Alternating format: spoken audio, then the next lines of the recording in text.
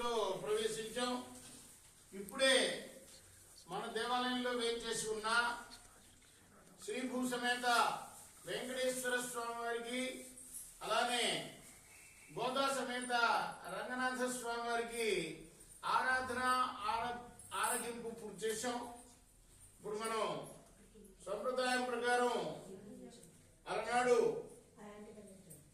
గోదాదేవి రచించిన 30 పాసురాల్లోని 11వ పాసురాన్ని, దాన్నే తిరుప్పావై గ్రంథం అంటారు. ఆ గ్రంథంలో ఉన్న 11వ పాసురాన్ని స్వామివారికి నివేదన చేద్దాం. ముందుగా ఈ పాసురాలను రచించిన 12 మంది ఆళ్వారుల్లో ఒకరైన గోదాదేవిని ప్రార్థన చేసుకుందాం.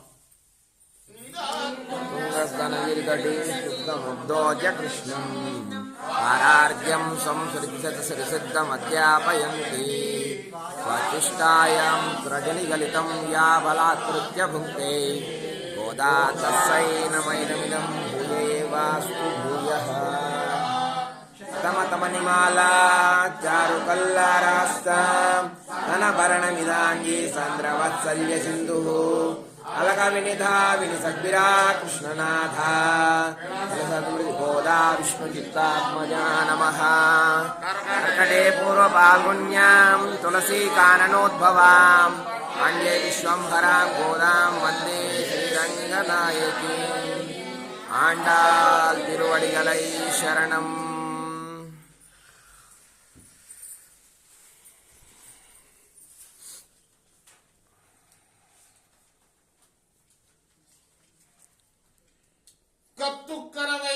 கத்துக்கரவை கரங்கள் பலகரந்து செத்தாத்திரளுடையாய் சென்று செருச்செய்யும்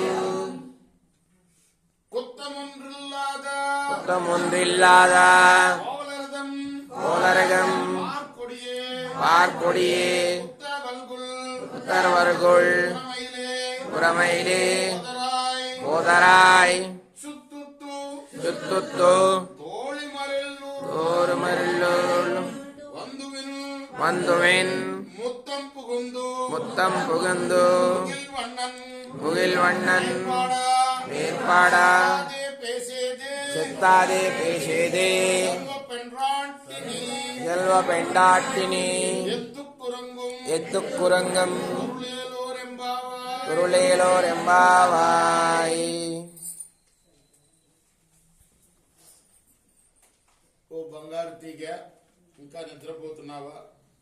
నువ్వు ఎంత గొప్ప వంశంలో పుట్టావు.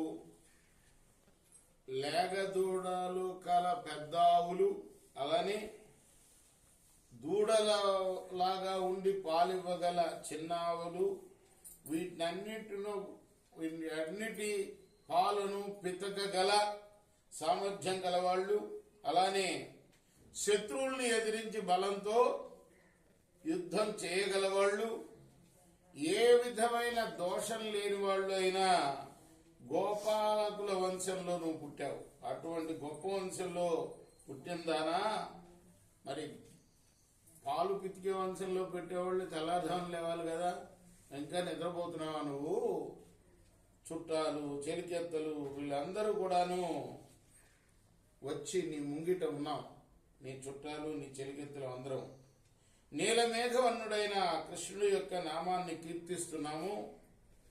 ఇలా కీర్తిస్తున్నా కూడా ఉలక్కుండా పలక్కుండా ఉన్నావేంటి నువ్వు?